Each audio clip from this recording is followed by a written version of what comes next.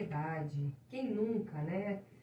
Então a gente vai trazer aqui aos nossos ouvintes os tipos de ansiedade que a gente percebe, né, nas pessoas. Mas primeiro, o que seria a ansiedade? A ansiedade, ela é um sentimento natural e primitivo.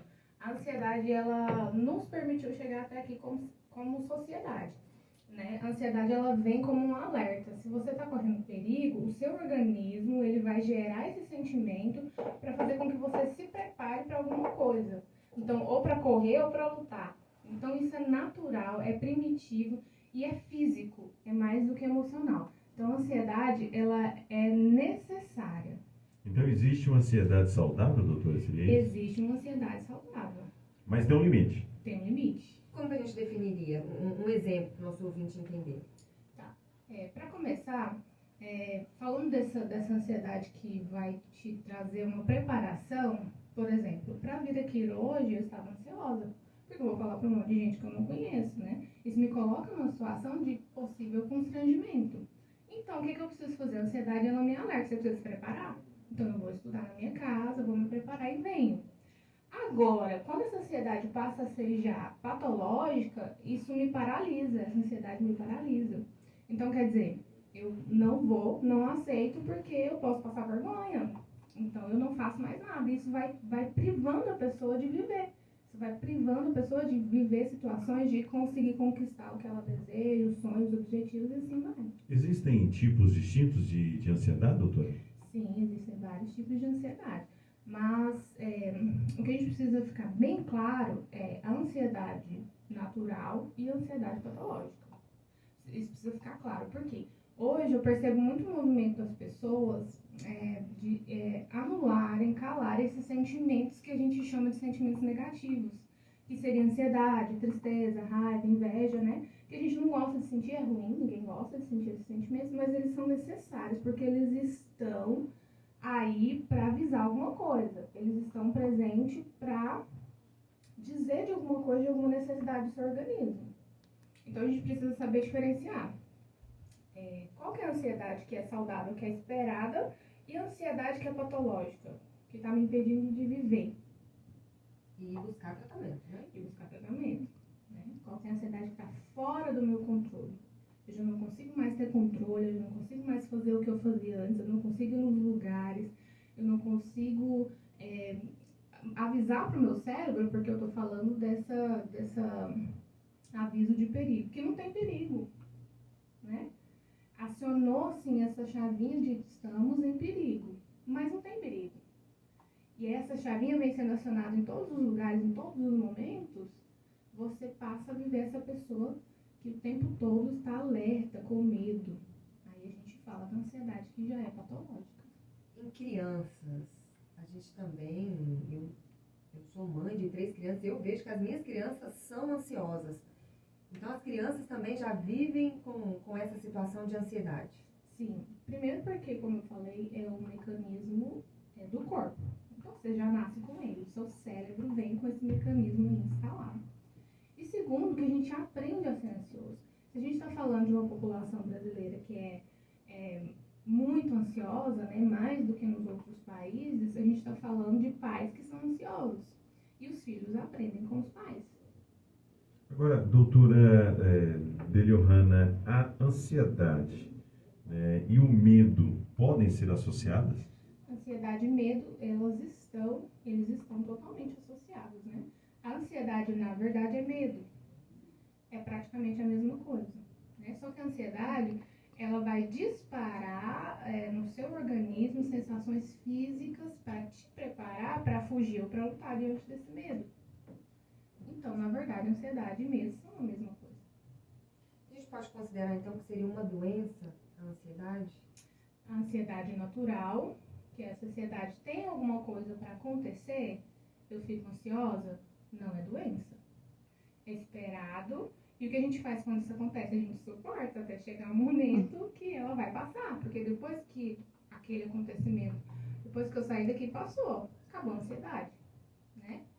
Agora, essa ansiedade que está em todo lugar, em todo momento, em situações que não são situações de perigo, não são situações onde você está se colocando ali para, de alguma forma, ser ruim para você e que aparece a todo momento, sem motivo, sem justificativa, ela é uma doença.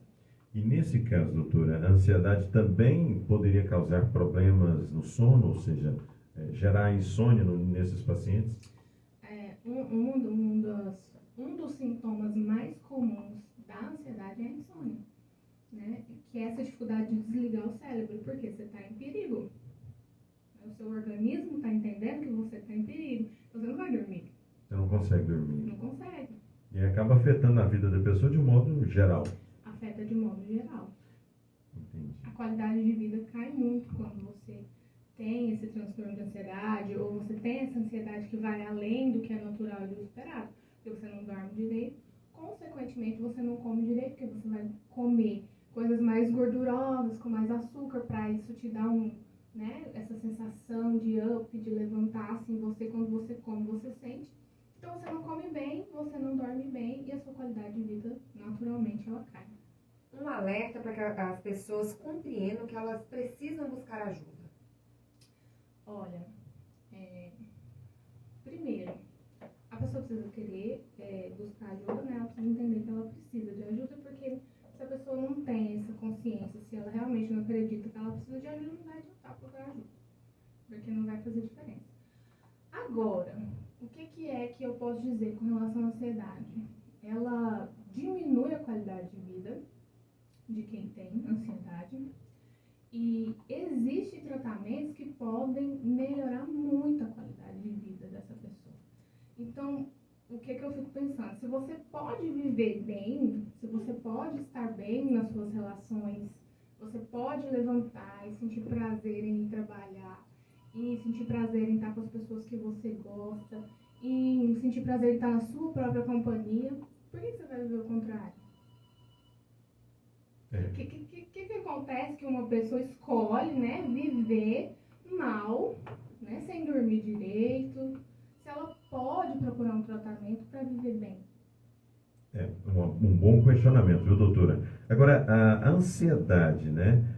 Tem como se tratar esse problema? Esse problema tem a possibilidade de ser tratado? Qual profissional a ser buscado quando a pessoa sofre aí com ansiedade, que já sai do estado normal e passa a ser uma patologia, doutora?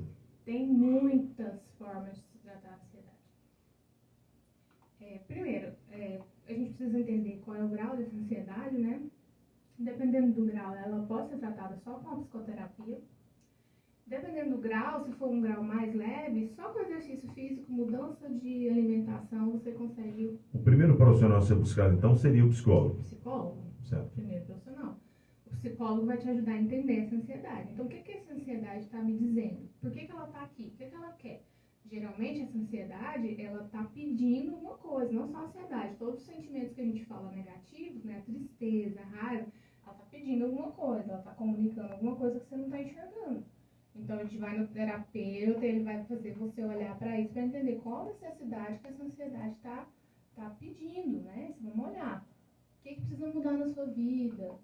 Quais são os comportamentos que você precisa mudar? Quais são os relacionamentos que você precisa mudar? Por isso que eu falo que, desse ponto, a ansiedade é positiva nesse sentido, porque às vezes, se você não chega nessa ansiedade, você não muda alguma coisa que você precisa mudar na sua vida. Por isso que, às vezes, é melhor você procurar primeiro o psicólogo do que o psiquiatra, porque o psiquiatra ele vai te dar um medicamento. E existem casos que precisam do medicamento, não tem como. Dependendo do grau, do nível da ansiedade, você precisa de tomar medicamento sim, senão não vai resolver só com psicoterapia. Mas por que você procura o psicólogo primeiro? Porque às vezes, se você só toma o medicamento, você não trata essa ansiedade para saber o que ela está te pedindo, você volta até essa ansiedade quando você para de tomar o medicamento. Porque a sua necessidade não foi satisfeita. A necessidade que essa ansiedade está pedindo não foi satisfeita. Então, às vezes, você está num relacionamento ruim, você vai lá, toma um medicamento e continua no relacionamento ruim. Passa a ansiedade, mas você continua no relacionamento ruim. Às vezes, você está no emprego que você detesta, você toma um medicamento e continua no emprego que você detesta. Aí, quando a gente vai no terapeuta, ele vai lá e fala assim, essa ansiedade está relacionada, por exemplo, ao trabalho que você odeia. Então, como que a gente faz para a gente tentar modificar isso? É possível sair desse trabalho? Não. Então, como que a gente faz para conviver com isso sem que isso te cause tanto dano? Aí o terapeuta vai fazer esse trabalho. de levar você a entender o que a sua ansiedade está pedindo. Então, antes de calar a boca da ansiedade, que é dar o remédio, ou não posso ser ansioso, não posso sentir ansiedade. Então, antes de você calar a boca da ansiedade, vamos ouvir o que a ansiedade tem para dizer. O que ela está pedindo? Em relação ao comportamento do geral das pessoas, hoje, por exemplo, a gente tem redes sociais, internet, a correria do trabalho, o dia a dia em casa, com família, enfim. A vida de todo mundo é essa correria.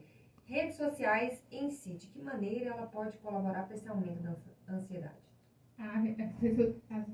As redes sociais, elas colaboram com a comparação, né?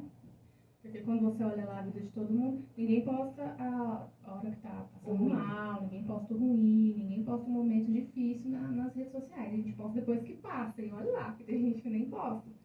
Então, quando você começa com essa comparação, eu deveria estar assim, eu deveria fazer isso, eu deveria ter esse corpo, eu deveria ter essa saúde mental, eu deveria ter essa família. Isso começa uma autocobrança, essa autocobrança se transforma numa ansiedade no sentido assim, eu preciso correr então para realizar isso. E às vezes aquilo que a gente está vendo não é nem verdade. Agora, a pandemia, doutora, trouxe um agravamento nessa questão da ansiedade nas pessoas, especialmente na população brasileira? Com certeza. A pandemia, isso de você ficar dentro da sua casa, você ficar fechado, você não poder ter contato com as pessoas que você gosta, e o risco de vida das pessoas que você ama e até o seu, isso é totalmente antinatural, né? Porque a gente precisa de contato. Contato é saúde. E quando a gente sai desse contato, a gente não pode ter esse contato, a gente vai perdendo essa saúde. E ainda mais quando você está correndo risco o tempo todo e a sua família está correndo risco o tempo todo. Então você não tem essa previsibilidade de saber que amanhã vai dar tudo certo, vai estar todo mundo bem? Não sei. Na verdade a gente nunca sabe, né? Mas a gente tem uma noção, não, tá tudo certo, tá tudo correndo bem. Agora com a pandemia, nada é certo, é tudo incerto. E aí essa ansiedade vem como uma preparação, né, para se alguma coisa dar errado. Isso interfere diretamente nas relações interpessoais, doutora? Essa questão da ansiedade pode desencadear algum outro tipo de comportamento? Por exemplo, hoje nós estamos vendo aí uma certa intolerância por parte das pessoas no momento pós-pandemia. A impressão que dá que não se pode nem olhar para outra pessoa, que ela já se incomoda. Existem casos, inclusive, até de mortes por fatos banais que estamos acompanhando no Brasil. A questão da depressão também, que a gente vê que aumentou, né, bastante. Pois é. Tudo isso pode ser desencadeado a partir de uma ansiedade patológica e não tratada, doutora? Sim, tudo isso e muito mais. E da mesma forma como a depressão pode desencadear uma ansiedade, né, a depressão não tratada, da mesma forma a ansiedade pode desencadear irritabilidade ou depressão ou outros tipos de transtorno.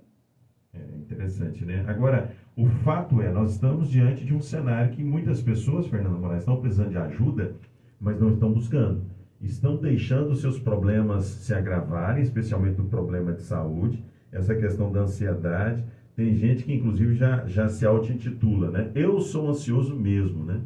E muitas vezes é um problema de saúde que ela está ali, né, naquele momento, sofrendo e que ela precisa de tratamento, né? Precisa de ser curada daquela ansiedade para não desencadear outros problemas de saúde. Nós conversamos com a doutora Deliohana Moreira, psicóloga, né, que esteve aqui conosco nos trazendo essas dicas. A senhora atende em Anápolis, doutora? Eu atendo em Anápolis, né? Atendo ali no Centro Empresarial Jundiaí. O meu Instagram é Deli Moreira, me sigam lá e falo um pouco sobre isso. Deli com Y? Isso, Deli com Y. Deli Moreira, né, é o Instagram. Adultos, crianças, só adultos. Eu atendo adolescentes e adultos. Adolescentes e adultos. Muito bom, né? Muito bom. E é importante, né, ter o profissional psicólogo como seu parceiro de todas as horas, porque de fato é ele que vai te ajudar a descobrir, doutora, o que você está precisando, o que você está sentindo, né? O que você está vivendo. Tem gente que não consegue nem compreender o que ele está vivendo, né? Um turbilhão de coisas, e o profissional psicólogo tem aí a capacidade para levar o paciente a compreender o que ele está vivendo e como resolver aquele problema.